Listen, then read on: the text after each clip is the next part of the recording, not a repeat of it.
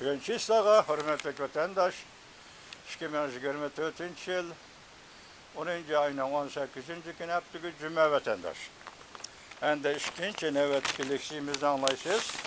Biz aldığımızdaki yıllarda, hatta ötken yıllarda görüp yürüdük. Hazır Prezident Joe Biden hükümetinin Uluq Okyan, yani Asya, Tinç Okyan rayonida işlеген hizmetler bu 4 yıldan beri intayı zor oldu. Hesapta okyan, yani Tinç Okyan boylarındaki devletlerini ittifaklaştırdı ve hatta neredeki Hindistan'da meyilip girdi. Ahıra Okyan, yani Hindi Tinç Okyan stratejisi, yani şu yol bilen otturu koyuldu neziriye cihette ve şu yol bilen ispatlandı teşkili cihette vatandaş.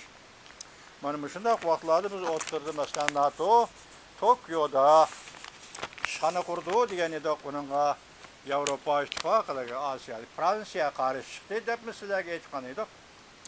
Bugün endilikda hozir Yaponiya qo'g'dinish qismlari vazirati yoki vazirligining vaziri bo'lgan odam bugun latin hozir Avrupa Brussel NATO'nun şanısı, yoki şu Brussel'da etiladigan NATO'nun yig'iniga boshqa davlatlar qatori qatnashdi. Bu endi shundaq NATO'nun yig'iniga bular bir qancha qatam qatnashdi-ku. Yaponiya, masalan, Avstraliya degandek Osiyo davlatlari NATO'nun yig'iniga qatnashdi. Endi shuning davomi sifatida endi bugungi yig'in men o'ylayman favqulodda vaziyat. Favqulodda qatnashish deb qarayman vatandashim. Buning material qismatini bir anlamayapti. Yaponiya qo'g'dinish qismlari vaziri tunji qatam NATO davlat mudofaa ministrligi yig'iniga qatnashdi. Jungo, Rossiya, Chavshan harbiy hamkorligiga qattiq diqqat qiladiganligini bildirdi.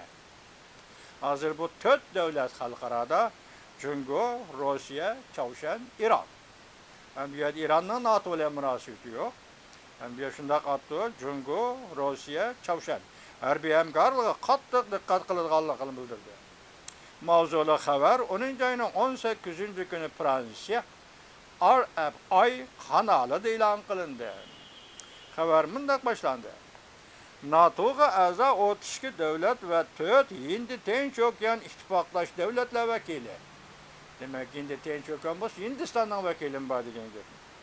Avrupa İttifaqı'nın vakili yig'inga qatnashib, Rossiya-Ukraina urushi va Jungo Chavshan Rossiya harbiy ishlar hamkorligi qatorliq Avrupa, G'arbiy Tinch Okyan va Hindi Tinch Okyan bexatarlik meselesini muhokama qildi. Yaponiya qo'g'dinish qismlari vaziri Jung Yuan yig'inda bunday ko'rsatdi. Mening bu qatam bu yig'inga qatnashganligim nurg'un davlatlarning Avrupa, G'arbiy Tinch Okyan, Hindi Tinch Okyan bexatarligi bilan ayirib etkili bo'lmaydigan o'rtaq tunishqa ekanligini ko'rsatib berdi. O yana bunday ko'rsatdi. NATO bilan Hindi Tinch Okyan davlatlari o'rtasidagi ittifoqlik, hamkorlik dal hozir cho'ng qurilishyapti. Dal hozir cho'ng qurilishyapti. Masalan, NATO bilan Yaponiya, NATO bilan Hindi Tinch Okyan davlatlari va Avstraliya, yana boshqa. Endi Amerika NATO'ning o'zini bildiği o'zi bor. Şu devletler o'rtasidagi munosabatlar bugunlarni aytganda cho'ng qurilishyapti dedi. Qo'g'dinish vazirati Yaponiya vaziri Jung Yuan bunday ko'rsatdi. Yaponiya ve NATO'ga a'zo davlatlar texnik ittifoqlashib, davomli va muqim holda Ukrainani qo'g'dash masalasini murojaat qildi. Ko'rdingizmi? Tinch Okyan devletleri ve NATO'ga a'zo davlatlar ittifaqlashib, bugungi navbatdagi Ukraina meselesini davomli, balki muqim holda qo'llashni murojaat qildi. Yaponiya tashqi ishlar vaziri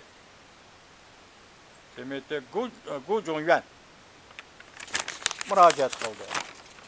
Enlik kereyle biz Bu belki Cungo Kompartiyasının en ahırki qo'llashni murojaat qildi. Bu tuguja xabar deyli. Endi yana bir xabar vatandoshim. Bu belki Cungo Kompartiyasının en ahırki can qutquzuş aqili. Mavzuda xabar 10 ayning 17 kuni Van Wi torbetida e'lon qilindi. Xabar mundaq boshlandi deb Cungo Kompartiyasi iqtisodiy rag'batlantirish siyosatini o'ttirg'i chiqarib, oxiri paychak bozori, privat bozori biroq halokat bo'ladigan bir vaziyatni yaratdi. Hozir anglashga qaraganda dastlabki hisobot bo'yicha Cungo xalqining yoki Cungo fuqarolarining bankada omonat qo'ygan pulining umumiy sonini 30 trilyon atrofida debdi vatandosh. 30 trilyon. Ba'zi obzorchilar bu qatim pul iqtisodiy rag'batlantirish, privat bozorini rag'batlantirish, paytak bozorini rag'batlantirish, imorat bozorini rag'batlantirish nomida selingan mablag'. Aysi bu mablag'ning ketishi bo'lib Kompartiya, Cungo Kompartiyasi o'ylab bakını yo'q. Mesele cinnin qaysi şaptıldı. Cungo fuqarolari bankiga omonat qo'ygan 30 trilyon yuanni qanday qo'lga tushirish? Gördünüzmü? Bir devletin hükümeti yüzünün fuqarolariga mushunday xiyollar muomala qiladi da vatandosh. Gördünüzmü? Nimana? Endi shu rag'batlantirib emdilikda paychak bozori, privat bozori biroqlar bo'ladigan vaziyat yaratildi. Amerika matbuotlari ishki xabarlarda naql edib bunday ko'rsatdi. Beyjingning iqtisodiy siyosatining haqiqiy naqshidashkorlari yuqorida fuqarolarning qo'lidagi pulni yig'ildi. Cungo iqtisodiy ishlar mutaxassisi Shetian bunday ko'rsatdi. Paychak bozorining ifodasi oshkorlab berdiki, har qanday rag'batlantirish, haqiqiy harakatlantiruvchi kuch yaratilmadi. 9-ayning 15-kundan boshlangan yuqori rag'batlantirishni har qanday shakldagi rag'batlantirish hozir professor Shetianning lafzida yoki so'zida nima deydi? Hech qanday harakatlantiruvchi kuch yaratilmadi.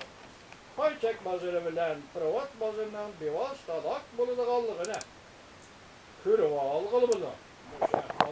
Hozir paychak bozori, privat bozori bir tugaydi. Aloq bo'lganligini ko'rib olg'ili bo'ldi. Chunki biz Cungo iqtisodining chekinganligini ko'rib turyapmiz. Cungo iqtisodining chekinganligi kelayotganimizda sizlarga esa 5% atrofida taraqqiy qildi degan iqtisod sayni yenib 5% atrofida çekindi. Yapmada oldu vatandaş, çekindi. Biz Cungo iqtisodning chekinayotganligini ko'ryapmiz.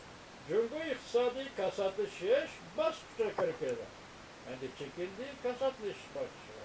O'tgan dedik, ba'zi Shanxay qatorliq shaharlarda bozor kasat dedik, lekin butun mamlakat xarakterlik kasatlashishga erishmagan yoki bosqichga kirmagan gap. Mush ahvolda kasatlashish bosqichiga kirib keldi. Iqtisod chekindi va eksport chekinadi.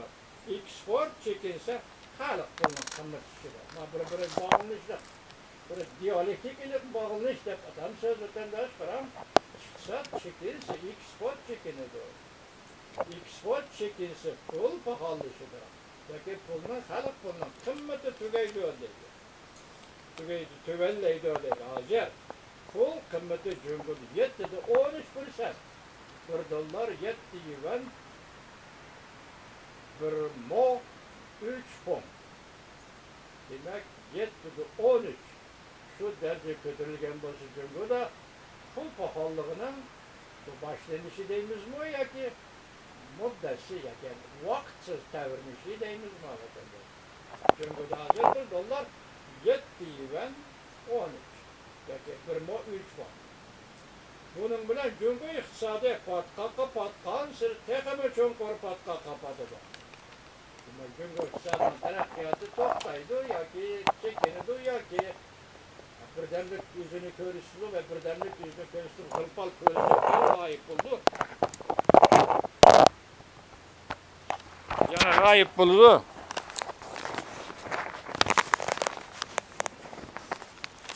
Gördünüz mü mikrofonum çıktı vatandaş. Sizler öğretme. Yani gayip buldu o demekçi buldu o vatandaş. Hazır pul kıymetten eşinde çıktı bunun bilen. Cüngü iktisadi patka kapattı. Patkansır tekimi çoğun kuruluşudan. Yani zeyiflişinden. Payçek bazırı, privat bazırı, boğup taşlansa andın kürem. Ondak da cüngüga umumyüzlük pul muamele krizisi yetip girdi. Hazır cüngü iktisadının tövelligi, onun yukarıdaki puluna pahalışkı berip gelgelligi, işki bazarının, mesela privat bazarı bilen, payçek bazarının karnının boğulğanlığı, yukarıdaki trilyon yevanni selip, yara trilyon yevan ziyan tatkallığı, hazır 2 günden biri torbetlerde video, film, işlikçilerde tekrarlanıvatkan bir sözge aylandı. Bunun akıbeti işki bazar kasatlaştı, ya ki işki bazarda çekiniş yüz verdi. Ondakta 3. afet yani cüngüde pul muamele krizisi yetip geldi. Sizlerge söz eydiğallik siyalarımızmış şu vatandaşım. Ben çıraylık mikrofonum yağı çıktı. Avaz çıktı mı çıkmadı mı bilmeyim. Geçirin acaba vatandaş.